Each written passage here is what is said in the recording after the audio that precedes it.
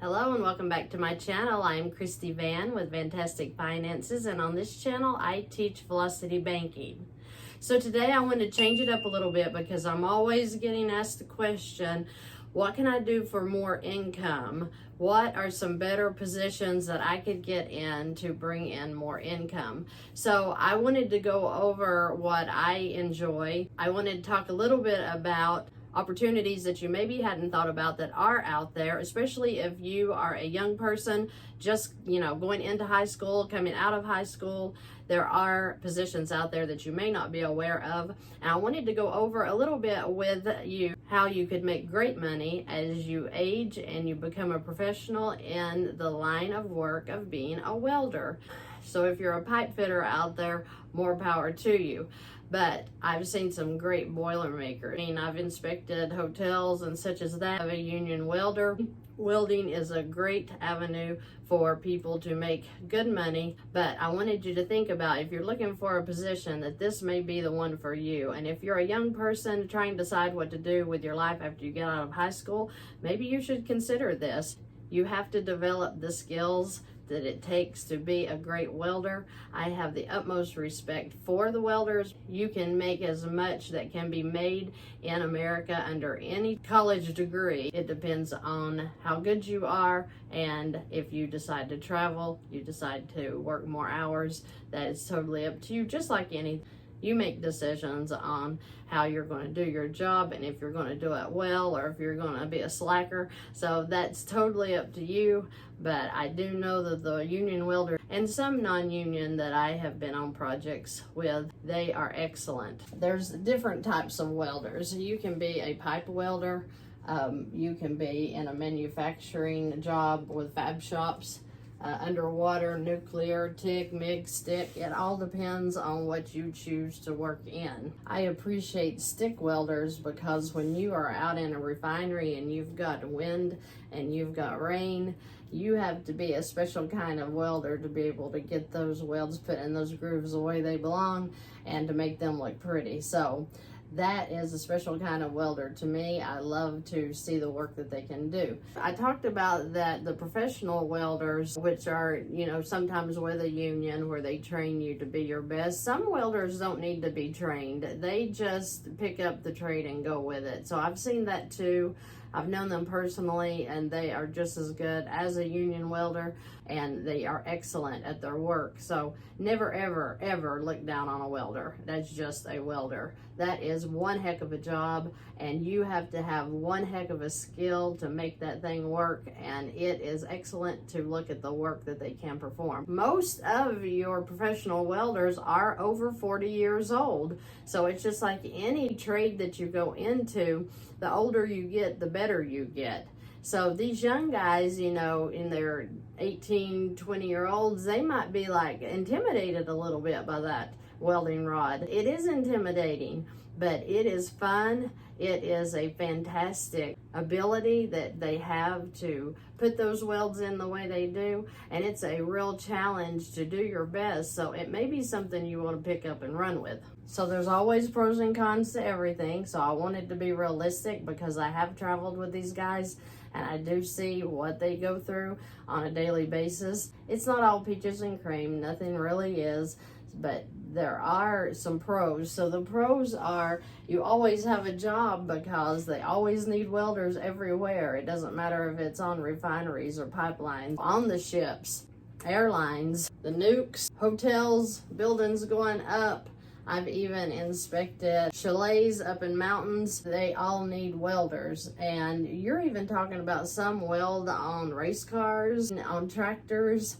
All of these things are needed and necessary. So that's why a welder will always have a job. It doesn't take a college degree. You don't have to go spend 4 or 6 or 8 years listening to some teacher bore you when you can go grab a welding rod and just start practicing and get good at your skill. Great pay. I have seen great pay in this field. Of course, a union welder is going to make top dollar, but you've got underwater welders that make excellent money. they need good welders, so they pay good money for great welders. So as you develop your skill, the more that you will be wanted and needed. So men and women alike can do it. I have seen some excellent women welders. They say women are the best because we have a steady hand. If you're a woman, don't just act like that this is a male position.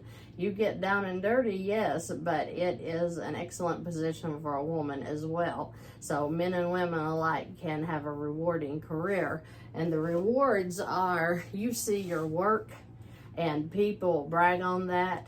It takes the welder to make it happen, especially on these refineries. In a refinery, you've got live lines. You've got men and women that are welding around these live lines. Yes, welders have helper fitters too that gets that ready for the weld. But, you know, the welder is the one that is responsible. His stamp is going to be on that weld. The welder is the one who will get called out on that, may even lose his job. You can only mess up so many welds in a refinery before you're out. The welder is responsible to make sure that groove is in alignment and ready to be welded. So there's a lot of pressure on welders. So like I said, never look down on one. They have to make sure that there's no porosity in that weld. If an inspector can walk by and see porosity on that bead, guess what? That's got to be ground out and do it again. There can be no undercut in those welds. You have to have a complete joint penetration. You can't have any cracks, of course. You can't have arc strikes. They really have to watch their work. I have all respect for them. They know what they're doing, and wow, they can make those beads look really, really pretty. When a good welder gets done with his weld, that bead looks like a stack of dimes.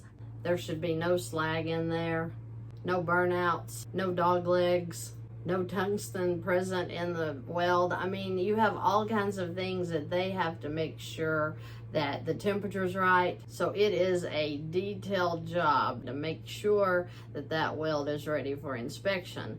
So there's a lot of pressure on a welder. That is going to be one of the cons. Another con can be flash burn. You get welding fumes, burns on the skin. There are dangers because when you're working in these refineries, powerhouses, anywhere else, you're talking about confined spaces where asphyxiation could occur. You're talking about climbing and heights, and I mean climbing ladders straight up and down, and not necessarily any protection except for your harness. And those heights can be really high at times. And sometimes they might be leaning over scaffolding trying to reach the weld that they are working on. Your positioning is so key when you are welding because you have to be in the right position. That rod has to be at the right angle so that you can make the weld. When you watch these guys do it, you have nothing but respect because they are aimed and determined. Whatever position it takes that they need to get into,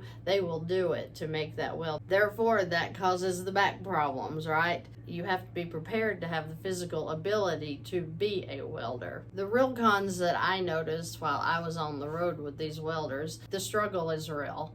I want to say that. These guys are on the road and they are providing for their families. Some of them just work all the time. Many that I've been on were 7-12, 7 days a week, 12 hours a day, maybe more. And that's hard on your human psyche. That's hard on your body, especially when you're working, standing up all day. And it is so hard to be away from your families. Now that was the real kicker for me. All you do is work all day or all night. Then you have just a little bit of time to get back to your camper or your hotel, get a few hours of sleep, and then you're up and at it again. Loneliness is a real thing on these jobs. It overwhelms your mind because if you're working graveyards, you're in the dark all night, you sleep of a day what few hours you get, and you're right back at it again. Welders on the road, pipe fitters on the road, boilermakers on the road, iron workers on the road. It's just a really tough time mentally to be out on the road. And that's why the drinking can occur, the infidelities can occur, is because the loneliness on the road when you're away from your family, that's a real struggle. And for the women or the men that's sitting at home while they've got a welder or pipe fitter or boilermaker out on the road, please respect that. Go with them if you can sometimes, you know, respect that they are out there killing themselves to send you some money home. And that is real. I mean, I can't even say that loud enough.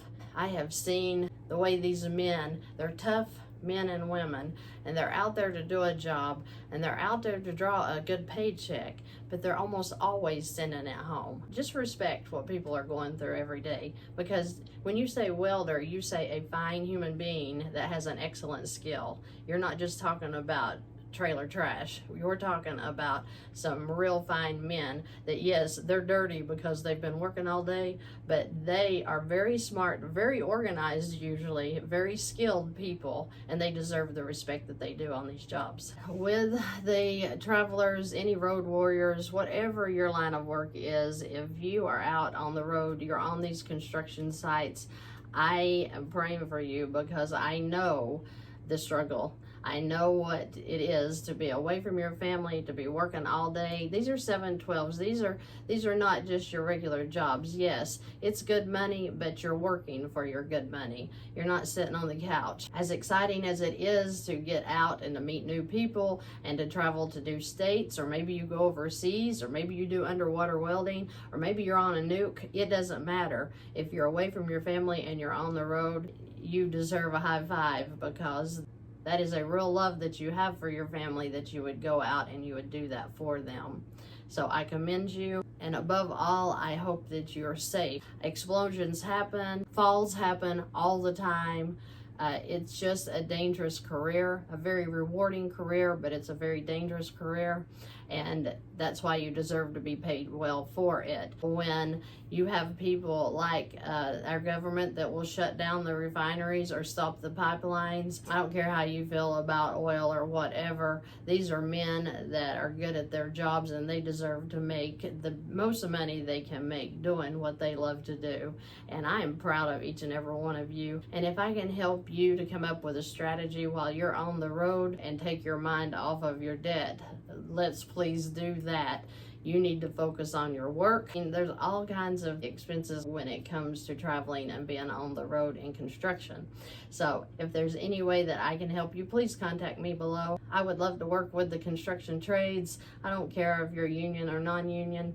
I just want to help you to have financial peace so that you can go out and be your best every day.